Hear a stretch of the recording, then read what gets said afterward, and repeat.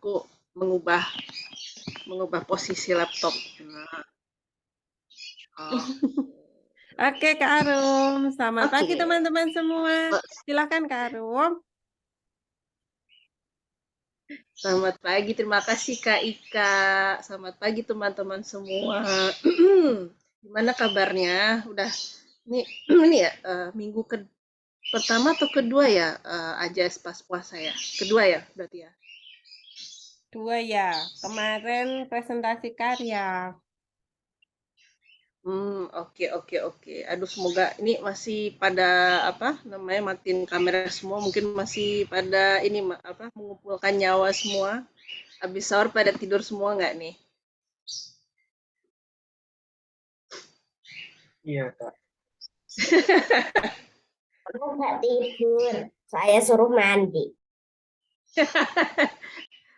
Itu cara yang jitu supaya nggak tidur. Kalau aku kena air udah nggak bisa tidur. Harus mandi ya. Nah, kalau air anget udah apa namanya? Kalau air anget malah mungkin tambah ngantuk. Enggak, aku kalau Jadi matanya hari kena air nggak bisa tidur lagi. Masih langsung bagus dong, salah aku apa? bagus. Apa itu Teman-teman, keluar dari kamar mandi udah seger matanya. Enggak kan? nah bagus tuh.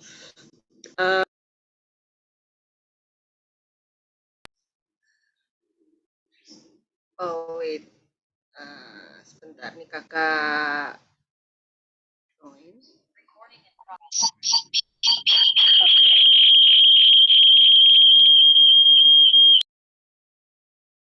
Oke, salah. Oke, udah. Apa namanya? Kakak atur. Maaf ya.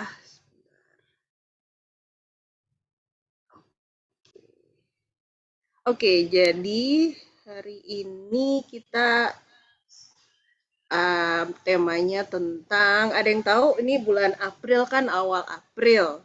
Biasanya April terkenal dengan apa nih kalau di Indonesia? Ada yang tahu?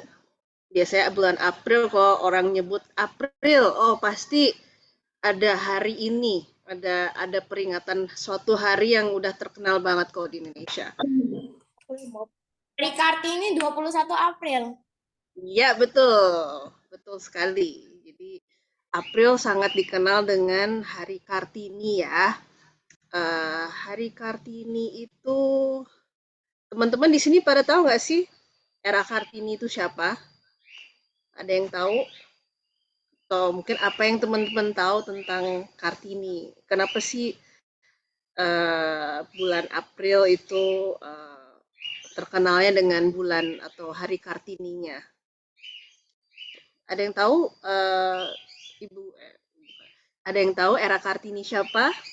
Mungkin kita sebelum kakak mulai presentasi, ada yang tahu nggak era Kartini itu siapa dan kenapa sih kita merayakan atau memperingati atau kita appreciate atau kita mengingat kembali jasa era Kartini? Karena dia itu bikin Apa? perempuan bisa sekolah.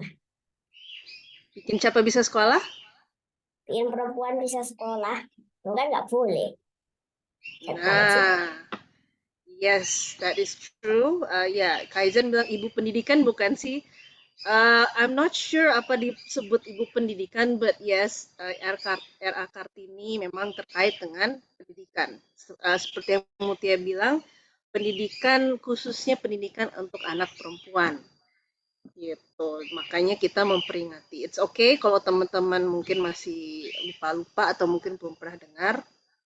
Ini Audrey bilang wanita pertama yang membangkitkan jiwa perempuan. Wow, oke. Kalimatnya apa? Bersemangat sekali. Yes. Jadi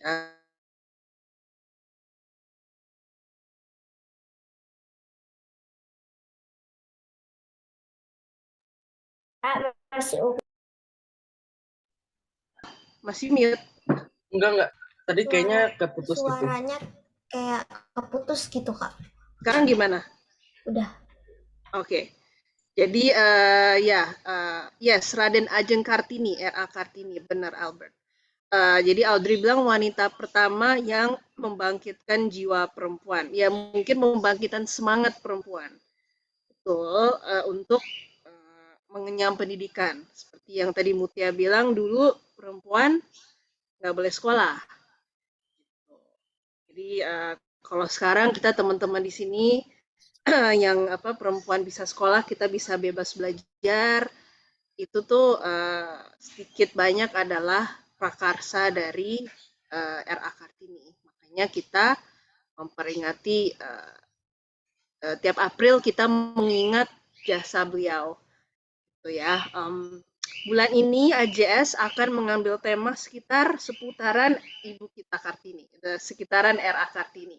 Gitu. Jadi buat teman-teman yang mungkin masih lupa-lupa ingat atau mungkin yang belum pernah kenal atau belum tahu apa sih pentingnya, nah hari ini kakak akan ngajak kita untuk kenalan lagi dengan R.A. Kartini, tokohnya, dan di akhir nanti akan ada challenge. Gitu. Nah, challenge-nya bisa dikerjakan nanti detailnya ya. Jadi intinya bulan ini kita akan doing activities based on atau inspired by R.A. Kartini.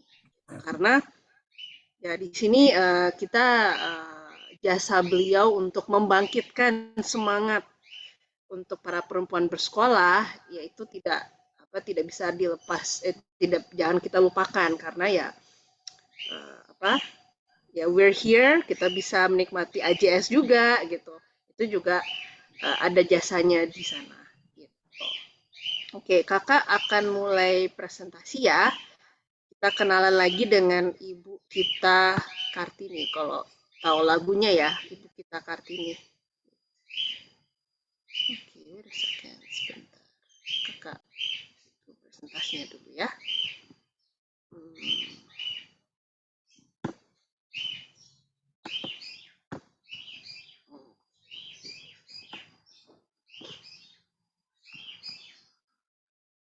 Oke, tahu. Ya, Ken tahu tapi nggak akan disuruh nyanyi, tenang aja. Kenapa? Oke, sebentar, technical help.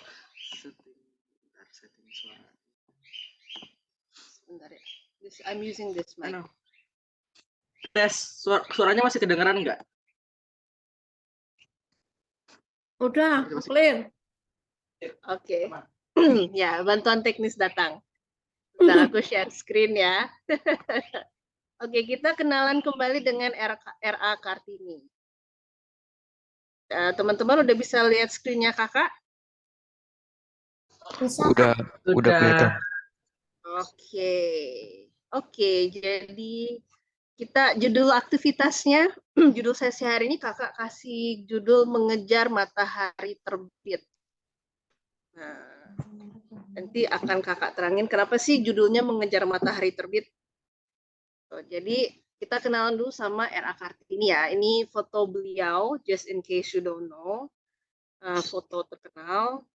Jadi kenapa sih? Sebentar, kakak mau tanya, hari Kartini tanggal berapa sih? Ada yang tahu nggak teman-teman? 21 April. 21 April. Kalau nggak salah. Ya, do you see why? 21 Kira-kira kenapa ya 21 April ya? Hari lahir ya. hari lahirnya. Yes, betul ya. She was born, beliau lahir 21 April 1879. Jadi sekitar berapa ratus tahun yang lalu? 100 Kayaknya udah 150-an. 145-an. Ya, hampir 150 ya, belum sampai ya, cuman ya sekitar 140-an tahun yang lalu she was born, dan hari lahirnya menjadi hari yang kita peringati sebagai Hari Kartini. Jadi ini sejarah singkat saja.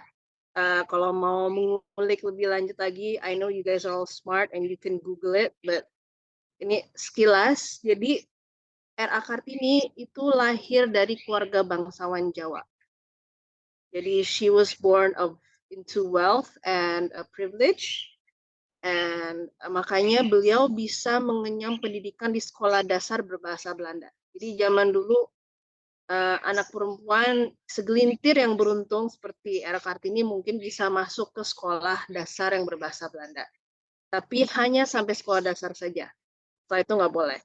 Dan itu pun hanya untuk kalangan tertentu saja, bangsawan saja. Atau you had to have your family had power, keluarganya punya kedudukan, jabatan, atau kuasa. Jadi karena Era Kartini terlahir ke dalam keluarga yang privilege, yang memang bangsawan, jadi dia punya privilege untuk mengenyam pendidikan, itu pun hanya pendidikan dasar. Jadi ketika setelah selesai pendidikan dasarnya, beliau tidak bisa lanjut lagi. Okay, and how do you think, menurut kalian gimana perasaan beliau ketika dia harus berhenti setelah sekolah dasar? Dia nggak boleh lanjut. Kira-kira menurut kalian gimana perasaannya? Patah semangat deh. Tadi mungkin Kak. Males.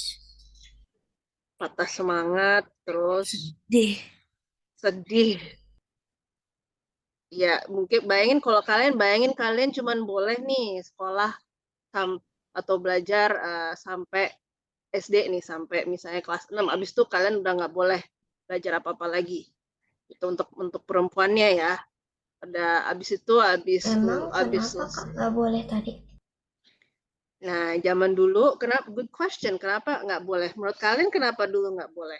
Kalau dulu itu memang kalau wanita itu memang kalau nggak salah itu mereka itu ya memang pendidikannya nggak dipedulikan memang.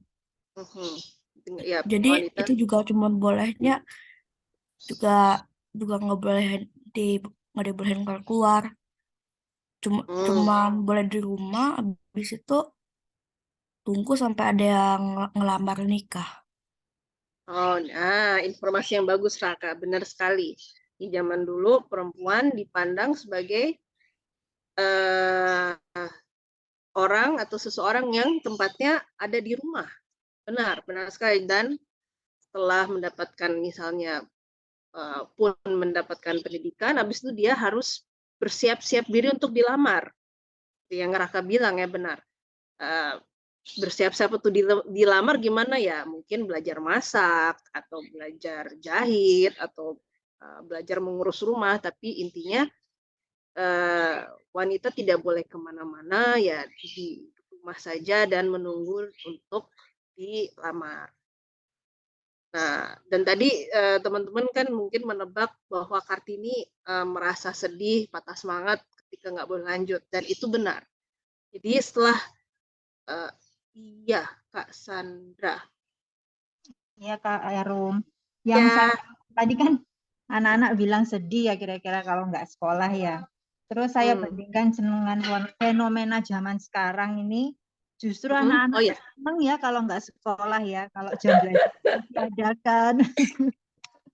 Termasuk waktu Kak Sandra sekolah dulu seneng banget kalau sekolahnya libur. Fenomenanya terbalik ya.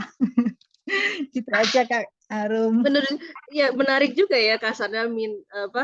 Sekarang mungkin di sini sekolah identik dengan ini ya belajar yang sangat mungkin ya entah membosankan atau mungkin berat atau mungkin sudah tidak menyenangkan lagi. Kalau mungkin sini teman-teman banyak yang homeschool, mungkin agak mungkin harus di word perkataannya mungkin harus sedikit dimodifikasi, mungkin sekolah dan belajar beda ya. Zaman dulu mungkin kebebasan pilihan untuk belajar. Jadi mungkin Kartini zaman dulu sebagai perempuan ya belajarnya hanya terbatas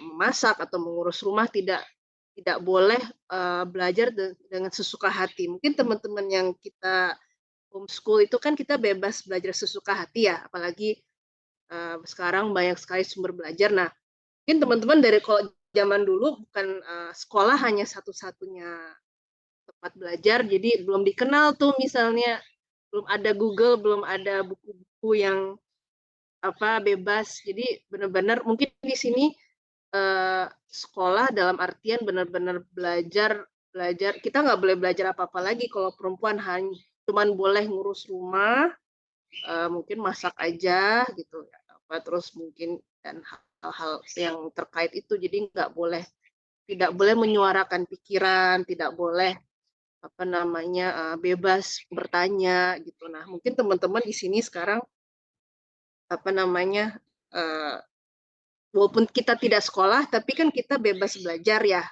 bebas mencari tahu kita suka topik apa, kita boleh nanya ke mama papa, boleh buka ensiklopedi, boleh jalan-jalan. Nah, zaman dulu perempuan nggak boleh kayak gitu. Bener juga Kak Sandra. Mungkin sekarang yang males sekolah mungkin karena menganggap sekolah belajar apa itu ya udah membosankan ya. Mungkin alhamdulillah kalau kita punya kesempatan yang pengalaman yang beda mungkin agak beda ya. Oh, nah Raka bilang dulu udah ada juga sih homeschool. Nah, kayak apa tuh Raka? Kalau Homeschoolnya Tante itu kurang aku tahu. taunya itu ada deh. Homeschoolnya itu tapi sama guru, Hmm? tapi itu eh, kayak eh, gurunya ngajarin, tapi nanti anak ajarnya itu Hmm? disuruhnya ngeberesin rumah gitu. Jadi Oh, jadi pelajarannya nggak jauh-jauh dari itu ya, nggak jauh-jauh dari rumah ya. ya tapi eh, jadi itu tuh belajar ini ya. Mungkin siap-siap ya, silakan dulu. Mungkin zaman dulu bisa apa yang Raka mau coba bilang zaman dulu mungkin sudah ada yang belajar di rumah, jadi tidak ke sekolah gitu ya. Iya. Ya mungkin Jadi tinggal bisa sama jadi. gurunya. Ya gurunya Tinggal sama datang. gurunya. Jadi tapi dia setelah tapi dia juga bantu-bantu beres-beresin rumah gurunya itu. Oke oke. Ya bisa jadi nah itu topik yang menarik buat dieksplor juga. Jadi zaman dulu udah ada homeschool belum sih? Nah itu mungkin Tante catat sebagai topik lanjutan kali ya. Dari sini ini kan kita kan namanya mengumpulkan ide ya. Good point. Makasih Raka. Oke, jadi bentar kita kembali lagi ke topik ya. Jadi zaman dulu tadi kan era Kartini hanya boleh sampai SD, terus beliau berhenti, terus beliau walaupun berhenti itu dia tetap banyak membaca dan ya mungkin karena datang dari keluarga bangsawan ya punya banyak koneksi, beliau itu bisa surat menyurat dengan teman-temannya di Belanda. Nah, itu beliau tuh banyak membaca, terus menulis surat itu tuh tidak hanya soal emansipasi wanita, soal pemikirannya bahwa wanita harus maju, wanita harus punya hak untuk belajar, tapi juga pada masalah sosial secara umum. Jadi di sini era Kartini itu merupakan apa namanya wanita atau perempuan yang dia tidak menutup mata terhadap keadaan sekelilingnya, walaupun dia berada di dalam keluarga yang punya privilege, tapi dia tidak lantas menutup mata dengan apa yang terjadi di masyarakat sekitarnya dan dia juga tidak apa tidak tinggal diam, jadi tidak acuh tak acuh. Jadi ya kalau zaman sekarang sometimes di sini in society kita lihat mungkin ada orang-orang yang berada misalnya mereka terlahir dengan privilege, dengan background atau dengan kemudahan. Nah, cuman ya memang itu sangat wajar dalam suatu komunitas ada yang apa namanya ada yang punya kelebihan, ada yang punya kekurangan. Cuman di sini kita udah dapat contoh dari era Kartini sebenarnya bahwa dengan kita punya kelebihan atau kemudahan itu alangkah baiknya kalau kemudahan itu atau kelebihan yang kita punya itu digunakan untuk membangun masyarakat atau membantu yang memang tidak seberuntung kita. Jadi zaman dulu beliau sudah mencontohkan tuh karena dalam surat menyuratnya itu ya dia sudah curhat katakanlah soal pemikiran-pemikiran dia, dan dia di sini privilege-nya apa? Dia punya teman sahabat pena gitu. Mungkin ibaratnya nggak semua orang kan punya kenalan di luar negeri, apalagi bisa nulis surat dikirim gitu kan, terus nanti suratnya dapat balesan gitu. Jadi alih-alih mungkin dia cerita soal hal lain, dia justru menggunakan surat menyurat ini untuk bertukar pikiran, dan dia juga dia itu peduli, dan dia berpikir gimana sih harusnya sebuah masyarakat itu, terutama untuk perempuannya. Nah, tadi kan Raka bilang setelah zaman dulu, setelah perempuan setelah misalnya bisa sekolah, kalau yang beruntung dia tetap di rumah menunggu sampai dilamar. Itu juga yang terjadi sama Era Kartini. Jadi beliau dilamar oleh Bupati Rembang. Setelah menikah dengan Bupati Rembang, dia menggunakan kesempatan itu untuk mendirikan sekolah wanita di timur pintu gerbang kompleks kantor Kabupaten Rembang. Di sini kalau mungkin ya sedikit menyimpang, intinya karena suaminya adalah seorang bupati, seorang yang punya kuasa, Era Kartini sebagai istrinya menggunakan kesempatan itu untuk apa? Untuk melakukan untuk memajukan masyarakat sesuai dengan yang dia mampu. Jadi kasarannya bukannya menyalahgunakan ya suaminya sebagai Bupati Rembang, tapi dia justru menggunakan kesempatan itu untuk mendirikan sekolah.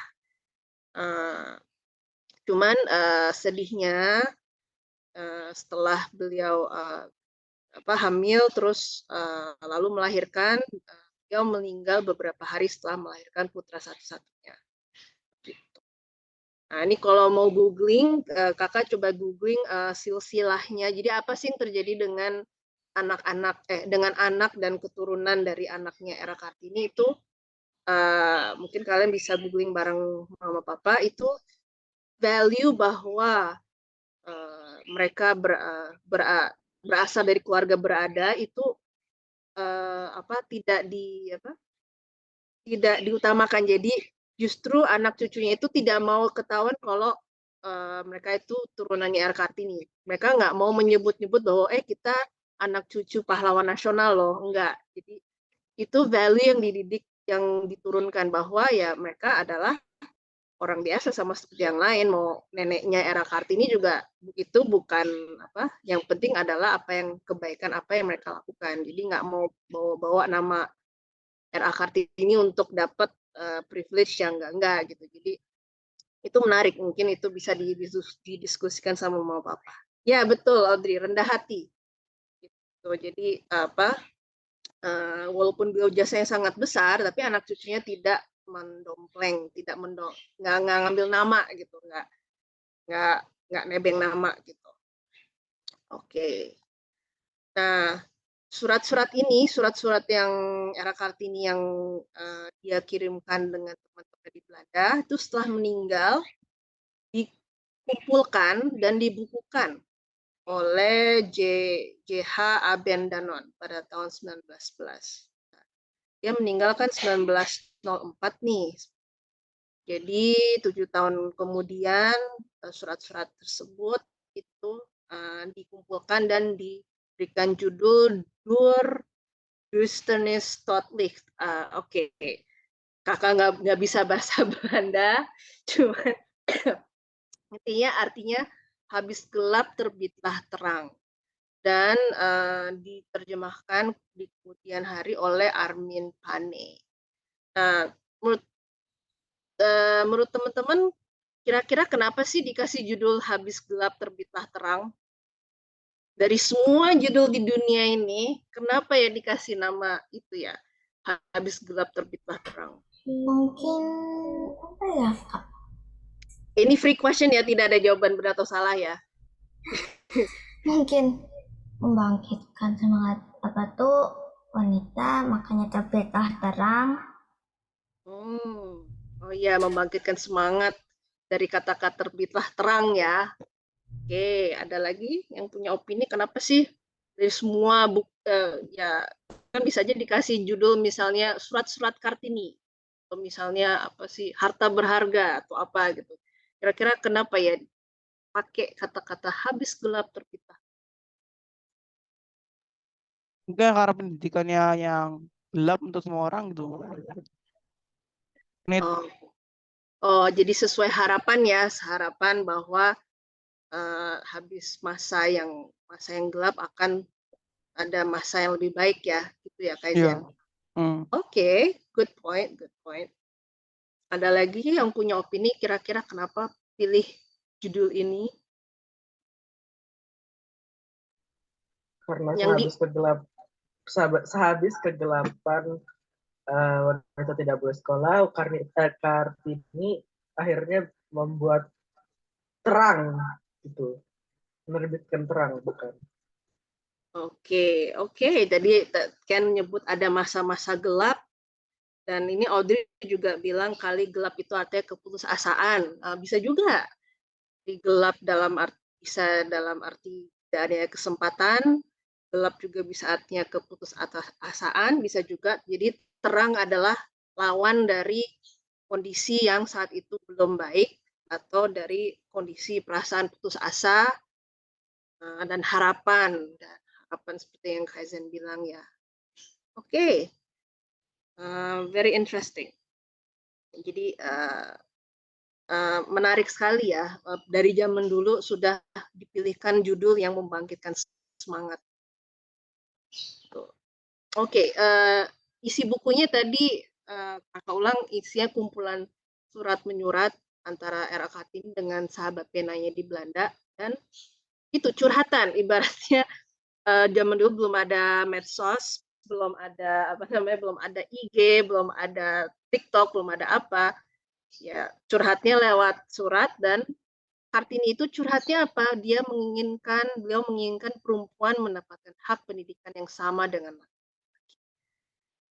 Mungkin dari pengalaman beliau merasa terhambat. Cuman ada satu poin yang mau kakak utarakan di sini. Ini menarik karena kadang zaman sekarang emansipasi suka digunakan dengan semena-mena ya, maksudnya dalam artian orang bebas menginterpretasi ya, bisa memberikan makna apa aja. Cuman Kartini sendiri tuh bilang, nih, kami di sini memohon diusahakan pengajaran dan pendidikan anak-anak wanita. Bukan sekali-kali karena kami menginginkan anak-anak wanita itu menjadi saingan laki-laki dalam hidupnya, tapi karena kami yakin akan pengaruhnya yang besar sekali bagi kaum wanita, agar wanita lebih cakap melakukan kewajibannya yang diserahkan alam atau sunatullah sendiri ke dalam tangannya, yaitu menjadi ibu pendidik manusia yang pertama-tama. Ini adalah cuplikan dari surat Kartini kepada Profesor Anton dan Nyonya tertanggal 4 Oktober 1902. Jadi dari sini sebenarnya kadang-kadang emansipasi suka dipakai sebagai dalam konotasi saingan. That girls are better than boys. Gitu kan, atau ya ibaratnya intinya saingan gitu, perempuan nanti kalau terdidik nanti akan ngalahin cowok. Sebenarnya kalau kakak pribadi ingin menyampaikan bahwa life is not a competition. Dalam artian perempuan dan laki-laki, wanita dan pria, kita semua punya kekuatan masing-masing, dan di sini Kartini, kalau menurut kakak, Kartini udah melihat bahwa kalau perempuan itu potensinya besar sekali untuk apa? Bukan ngalahin gitu, tapi kan cuman untuk justru kalau perempuan bisa memenuhi potensinya, perempuan bisa mengejar cita-citanya, dia bisa mengembangkan diri, itu bukan ngalahin, jadi bukan saingan, tapi justru akan terdapat kolaborasi, kerjasama yang baik, yang seimbang dengan laki-laki, dengan para laki-laki. Jadi jangan sampai kata-kata emansipasi dipakai sebagai dalam konotasi untuk ngalahin. Karena kalau kita udah mindsetnya semua itu kompetisi, cewek harus ngalahin cowok, cewek lebih baik dari cowok, atau nanti cowok lebih baik dari cewek. Nah, you won't get anywhere. Dalam artian everybody, kita semua punya potensi masing-masing dan kita berbeda, laki-laki dan perempuan sudah berbeda dengan kelebihan dan kekurangannya masing-masing. Jadi jangan sampai perjuangan Kartini itu nanti malah diplesetkan ya. Jadi kalau kita lihat segala sesuatu sebagai saingan, semuanya jadinya bukan win-win solution tapi win-lose solution, and we will lose more chances of goodness. Kita akan kehilangan kesempatan untuk maju yang lebih baik lagi. Karena sekarang udah zamannya bukan kompetisi lagi, udah kolaborasi. Gitu. Kita akan mencapai lebih banyak, jauh lebih banyak kalau kita bisa pintar-pintar berkolaborasi. Dan Kartini udah melihat bahwa kalau mau kolaborasi yang baik, semua pihak harus memenuhi potensinya gitu. Alangkah baiknya kalau baik perempuan dan laki-laki sama-sama bagus, sama-sama punya hak yang sama untuk belajar gitu, bukan untuk ngalah-ngalahin, tapi justru makin bagus kedua belah pihak, maka makin bagus pula nanti kerjasamanya dan hasilnya. Itu sih dari kakak pribadi ya. Karena sekarang ya itu kadang-kadang emansipasi suka disalahgunakan, suka ya nanti jadinya kita nanti jadi takutnya melupakan sebenarnya apa sih perjuangan, apa sih keinginan Kartini yang awal, yang asli. Dan di sini ya perempuan memang ada kelebihan sebagai pendidik manusia yang pertama-tama ya, sebagai pendidik anak ya. Bukan satu-satunya, tapi sama-sama nanti berperan dengan ayah, sama-sama mendidik, tapi sudah kodratinya ibu ada kelebihan sedikit dengan cara yang berbeda dengan ayah. Jadi membutuhkan, sama-sama membutuhkan, cuman di sini ada sunatullahnya, ada kodratinya, ada hal-hal yang memang hanya ibu yang bisa, misalnya melahirkan atau menyusui. Sisanya sama kerjasama dengan para ayah. Tapi ya untuk perannya ibu, pendidikan ibu penting sekali. Dan di sini dia dari situ dia melihat bahwa ini nggak bisa nih kalau misalnya perempuan nggak punya pendidikan, nanti mereka punya anak, masa nggak bisa mendidik anaknya sendiri misalnya, minimalnya ya gitu kan. Jadi di sini bukan untuk ngalah-ngalahin, tapi untuk memenuhi potensinya, baik di bidang secara kodrati untuk dalam hal membesarkan anak maupun di bidang-bidang lainnya. Nah, oke, ini tadi udah kakak tanyain ya, habis gelap terbitlah terang. Nah, aktivitasnya, jadi kakak terinspirasi oleh judul habis gelap terbitlah terang. Jadi untuk aktivitas pertama AJS di bulan April ini, kakak ingin ngajak teman-teman untuk literally mengejar terbitnya matahari. Gitu. Jadi teman-teman punya waktu mungkin sampai minggu depan untuk merekam atau menangkap matahari terbit. Boleh dalam bentuk sketsa, boleh dalam bentuk tulisan, boleh dalam bentuk foto, terserah. Cuman kalian kita cari apa tuh di Google gitu Kak misalnya.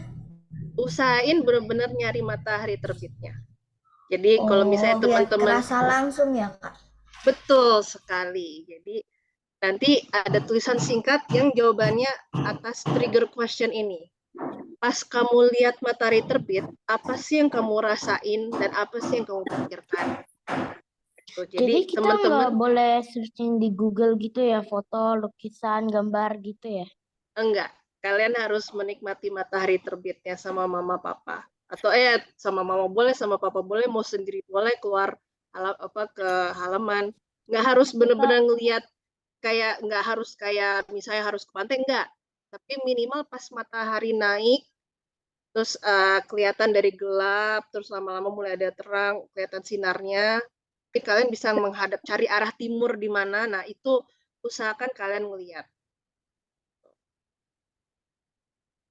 It's a challenge. Mungkin teman-teman di sini kalau ada yang puasa, habis sahur nggak tidur lagi, tungguin matahari terbitnya habis sholat subuh.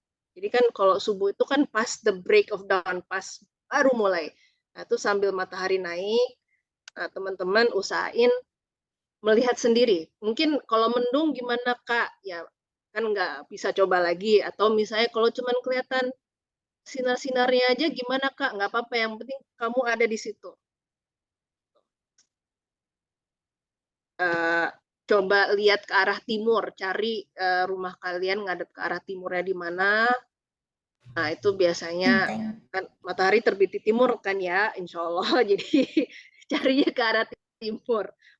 Mau naik atap boleh, mau ke lapangan boleh, mau mungkin dari halaman masjid Tempat boleh. jemuran. Ya, tempat jemuran boleh. Tapi yang penting bukan di Google ya. Dan nangkepnya gimana? Boleh kalian pas matahari terbit, boleh digambar, boleh dilukis, atau difoto, cekrek, boleh. Di foto sih, Kak. Tapi kalian harus ngerasain sendiri ngeliat matahari terbit.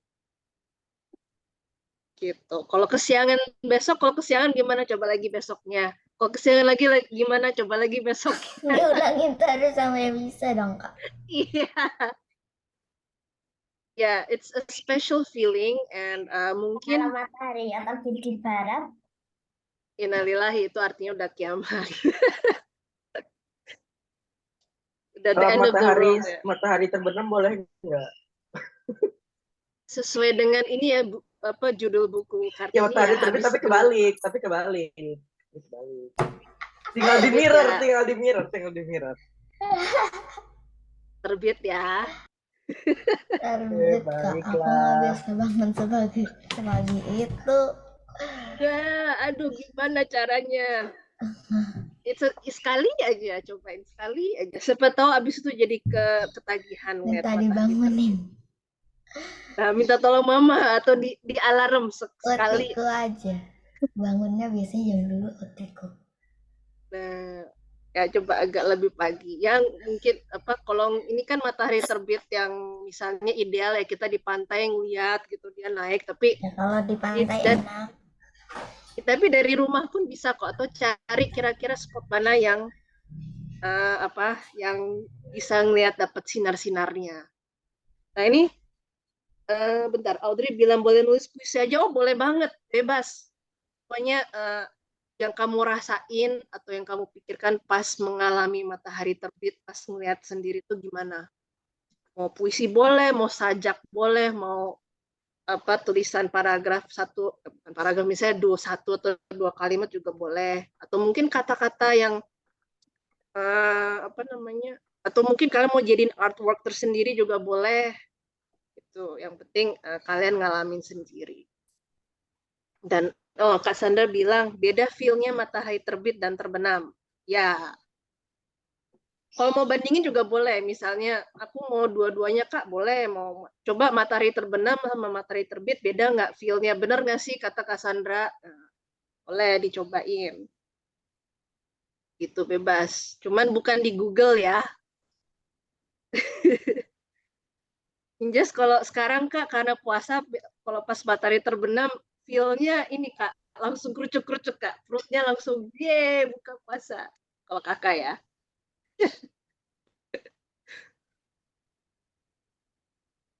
Ada yang mau ditanyain nggak?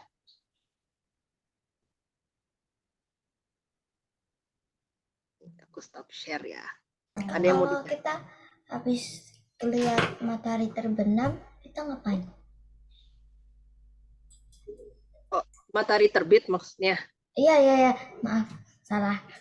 Itu tadi kalian boleh digambar, ya pokoknya diabadikan yang kalian lihat pemandangannya. Jadi kalian abadikan mau entah bentuknya sketsa atau mungkin lukisan boleh, atau mungkin foto cekrek boleh, tapi itu diabadikan. Terus kalian tulis kira-kira boleh bentuk kalimat biasa atau tadi ada yang mau bikin puisi boleh. Intinya yang kalian rasain pas ngalamin pas ngeliat matahari terbit itu apa. Audrey bilang matahari terbenam rasanya kayak gelap gitu karena nggak bisa main keluar. Oke, interesting.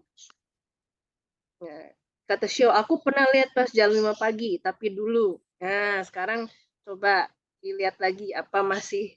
Nah, tapi aku masih inget rasanya. Nah, ntar boleh ingat-ingat rasa yang sekarang dengan rasa yang dulu ada bedanya nggak? Siapa tahu beda, dulu mungkin ngerasanya gimana, sekarang rasanya gimana. Itu karena every sunrise is a new day, every sunrise is a new sunrise. Nggak pernah ada matahari terbit yang rasanya persis sama, yang kejadiannya persis sama ya. Tuh. Kalau nggak bisa matahari terbenam, gelap, nggak bisa main keluar. Tapi kalau zaman dulu ya di Jawa justru justru kalau malam itu terang bulan, padang bulan itu justru saatnya main keluar. Dan karena kan di desa ya, gitu kan, di desa.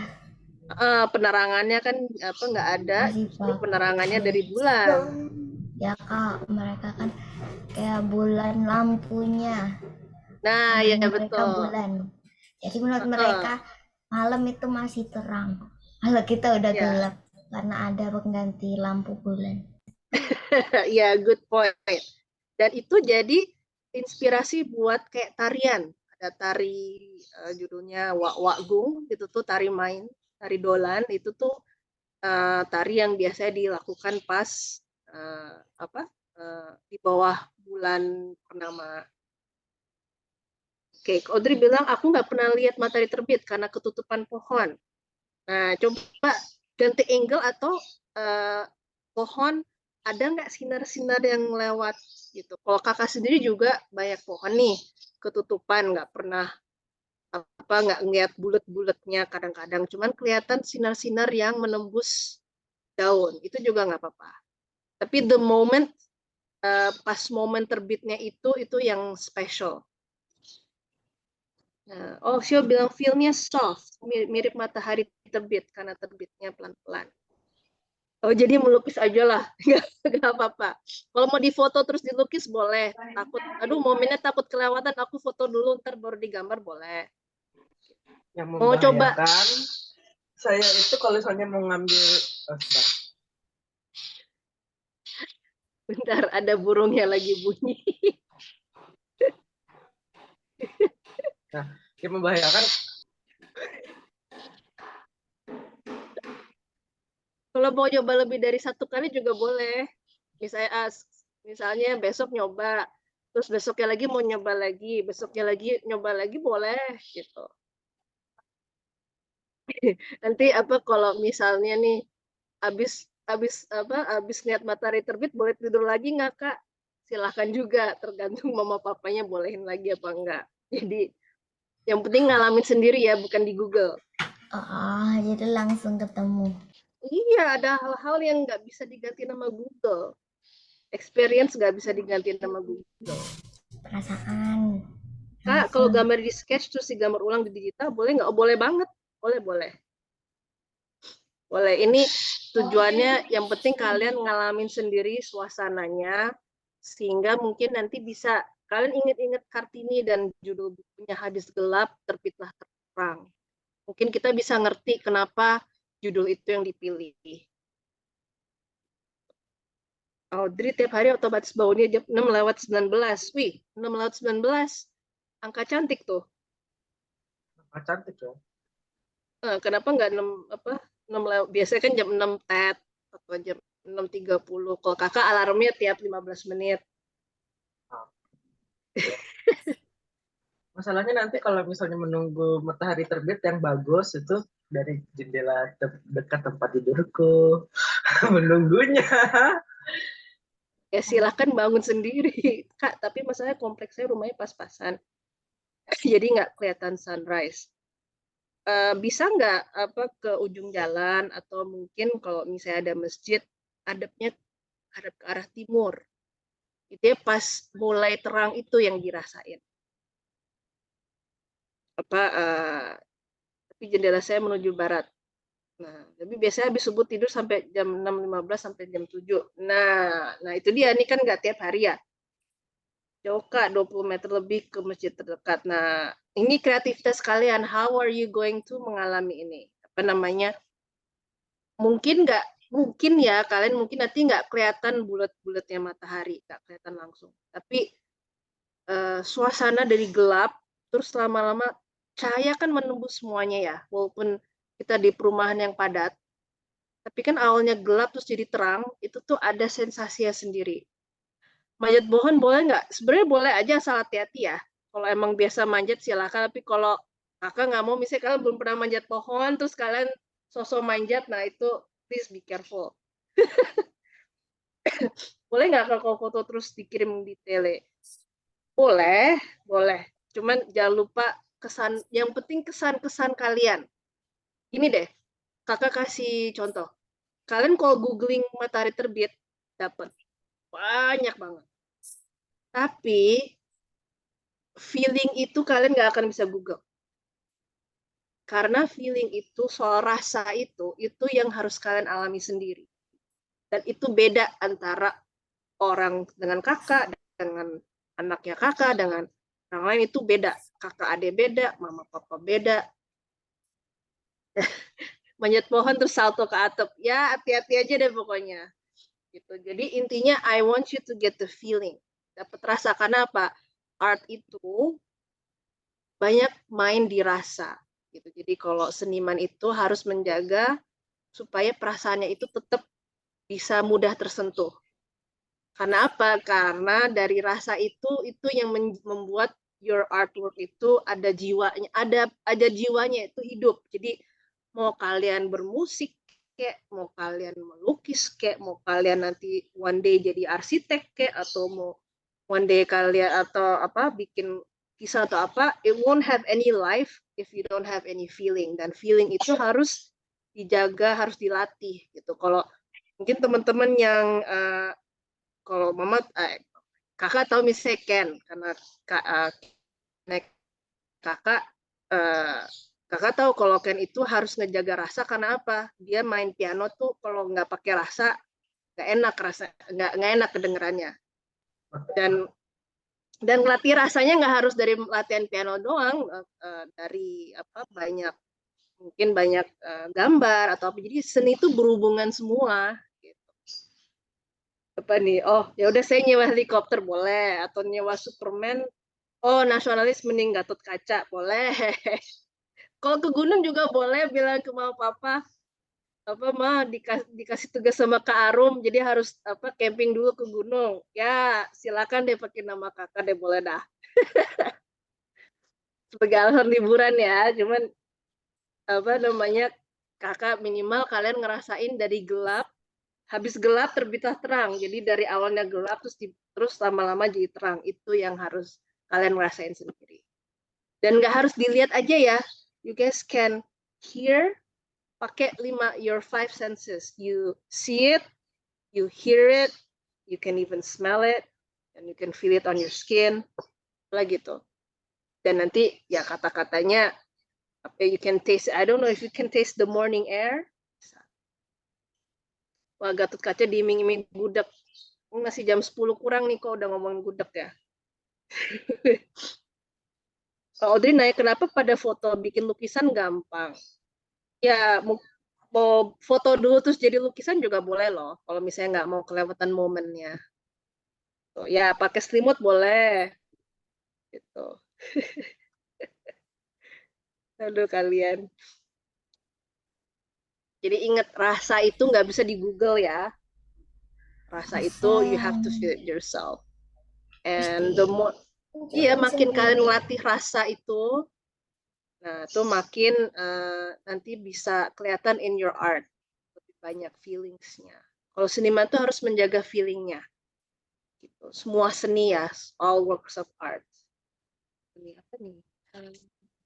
Tiba-tiba ada sampah dapur. Oh, Kak Eka ngasih tahu ini sampah dapur yang dibentuk. Oh, itu juga boleh.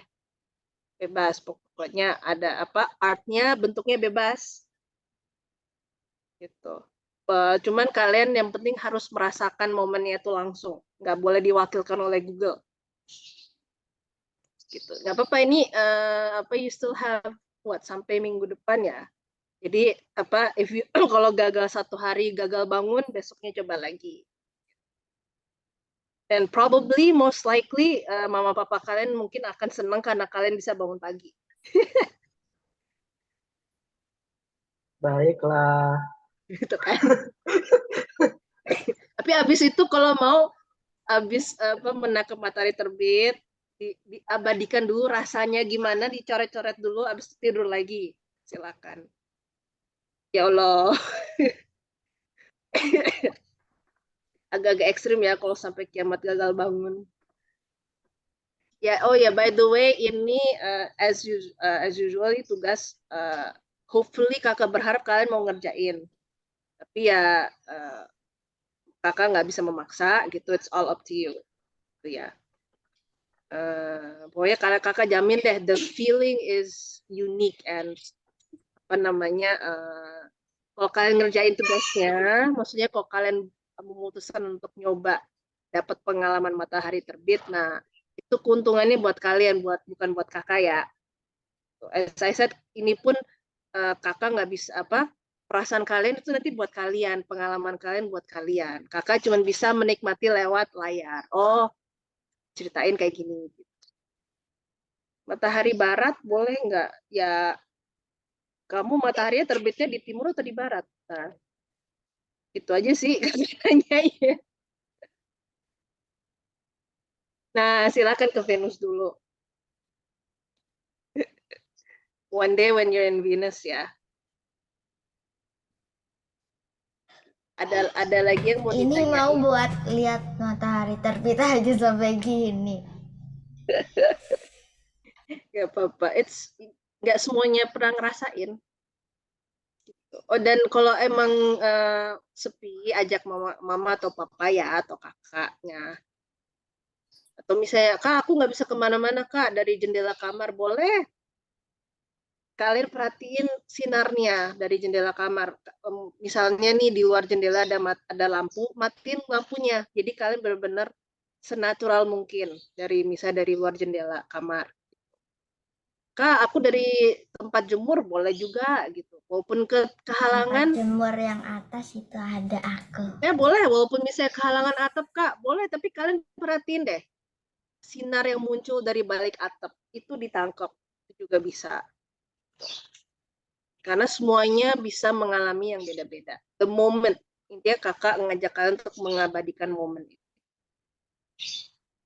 Kalau nyari angle sunrise-nya susah sampai harus jalan kemana-mana, gimana? Nah itu terserah kalian.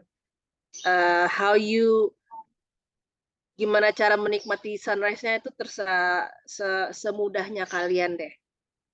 Gitu. Muter Jawa, ya gak apa-apa, nanti kirimin kakak postcard ya. Kalian muter Jawa, nangkep sunrise di kota, dari satu kota ke kota lainnya, itu tuh nggak masalah. Nggak usah gitu muterin RT. Nah, ini sunrise dari RT 1 sampai RT 2, mana rasanya? Karena kan ingat, kalian pakai your 5 senses. Your eyes, your ears, your nose, your mouth, and your skin. Beda nggak gitu? Mungkin dari pandangan mata sama, tapi mungkin suara-suaranya beda tergantung tempatnya. Gitu. Itu ya. So ini melatih kepekaan kalian. Bukan melatih ya, mungkin menambah menambah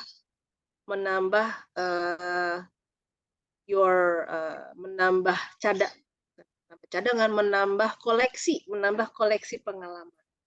Nah, itu dia, menambah koleksi pengalaman. Kalau kita moto sunrise, terus foto kita taruh ke Google, terus kita ngambil gambar sunrise kita yang ada di Google, boleh nggak? Ya, to your good judgment aja ya. Yang penting kalian sendiri yang ngambil. Ingat, ini pengalaman kalian. Tuh, kalau kalian sendiri yang ngambil fotonya nggak masalah. Karena itu foto kalian. If you take the photo, artinya you're there. Gitu. Cuman ingat jangan sampai kalian keasikan ngambil foto sampai lupa ngerasain suasana itu sendiri. Di foto is just memento, a reminder. Tapi perasaan itu yang harus dilatih.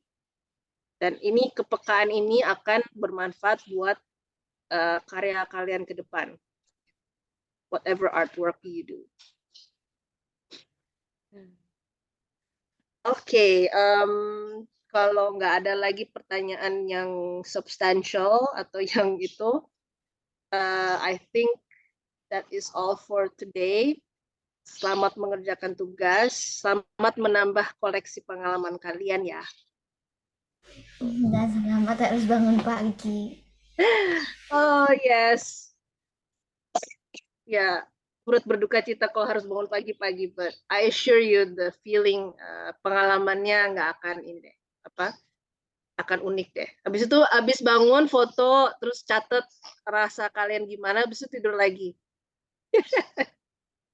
Terlelap lagi dong nggak? Karena Jadi yang penting kelupaan nanti udah dong. ngerasain feelingnya yang penting. Berarti Ya, saya menit biasanya habis bangun kalau udah lama banget bangun nggak bisa tidur lagi malah. Iya, benar. Tidur Jadi siang. enggak, aku nggak tidur siang. Aku nggak tidur siang. Nggak dimarahin mama kok. Berarti malamnya tidurnya lebih cepat. Malamnya Aku tidurnya kadang lebih malah tidurnya jam 12. Nah, kalian nanti pakai strategi. Kalau kesiangan gimana caranya supaya nggak Aku kesiangan? tidurnya mulai jam 8:30, jam 8-an. Nah, itu gimana? Apa-apa. Ya, emang aku tidur biasanya segitu. Nggak boleh di malam-malam ini. Nah, insya Allah bisa kok. Kalau you guys, kalau misalnya ngerasa ngantuk juga boleh dicatat aja perasaannya gimana pas lihat sunrise, masih ngantuk. Nah, bisa juga. Itu jadi kata utama dong Kak nantinya. Bisa jadi atau bisa kita nggak tahu, we don't know sampai ngalamin sendiri. Bisa jadi tadi yang ngantuk terus ngeliat sunrise malah jadi tiba-tiba seger. Kalau yang rumahnya di Jawa Timur, yang deket Bromo itu kan banyak yang wisatawan, dia ke daerah Bromo berangkatnya jam 12 malam. Gila, Supaya 12 malam. Sampingnya Iya, jam naik berapa jeep. dah itu? Berangkatnya jam 12 malam atau jam berapa ya, karena harus naik ke puncak gunung. Nah, itu lagi tuh supirnya apa nggak ngantuk? Itu wisata di Bromo naik jeep. Nah itu, nah kalau yang bisa bangun sampai jam segitu. Ya, juga kok itu. Tuh. Nah, itu tengah malam. Yang di daerah Jawa nih, yang Jawa Timur. Kalau misalnya itu, Aku Jawa Tengah. nah, deket nggak sama apa namanya? Kediri deket. Nah, kakak geografi jelek, tapi intinya kalau udah pernah ke Bromo, kalau biasanya orang ngejar sunrise-nya. Gitu.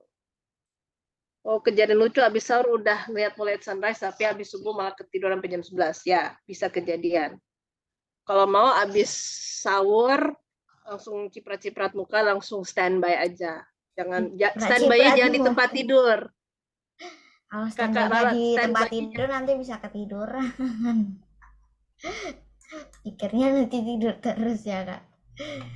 Ya pokoknya cara kalian mengabadikan it's fine, dan bentuk sunrise-nya juga bebas. Kalau kehalangan gedung, tangkap efek sunrise di balik gedung gimana. Ada nggak matahari sinar-sinar yang lewat? Kalau misalnya itu coba ada tempat nggak yang lebih seru buat menikmati sunrise? Oke? Mau nanya Kak. Ya, silakan. Kalau gambarnya sunrise-nya itu cuma sunrise-nya yang kita gambar, tapi pemandangan sekitarnya dari imajinasi kita boleh nggak? Boleh, nggak masalah. Tapi ya ini di sini yang kakak tekankan adalah kalian ngalamin sendiri dan kalian melihat sendiri. Nah, perkara nanti artwork-nya jadinya kayak gimana, ya bebas deh. Yang penting kalian ngalamin dan kalian nulisin sendiri perasaan atau menuangkan sendiri gimana rasanya.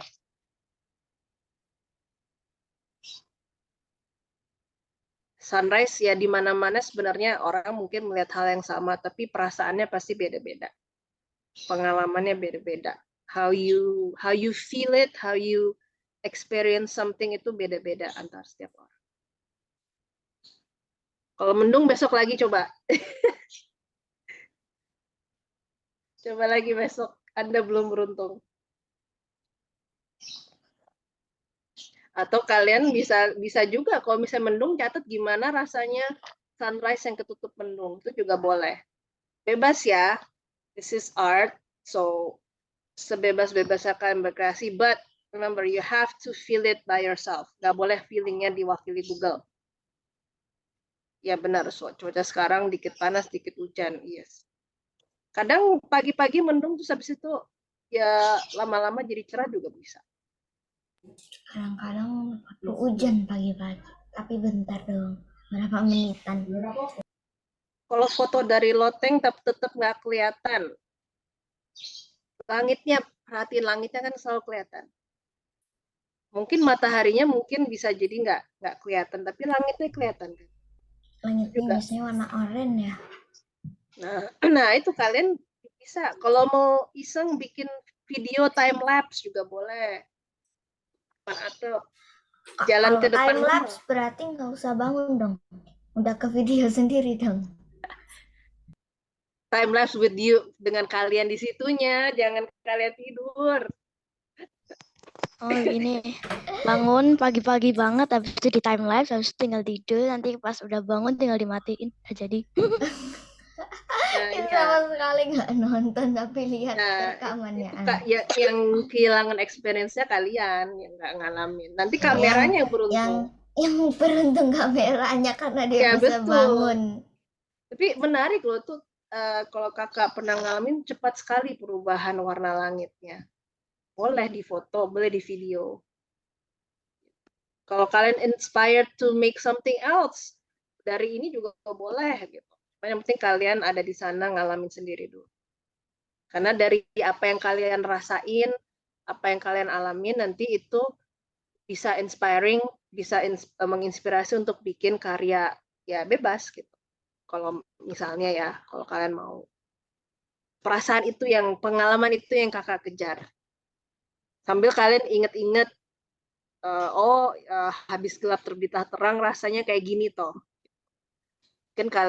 Mungkin kita bisa lebih memaknai judul itu. Teringat dengan Kartini ya. Oke, kalau nggak ada lagi, kayaknya sekian dulu aja for today. Selamat menambah koleksi pengalaman, and I can't wait to see your experiences. Kalau ada yang mau ditanyain, bisa tanya di grup ya. Gitu. Okay, thank you for everybody. Bentar, masih recording ya. Berarti Kak Eka udah bisa berhenti rekamannya.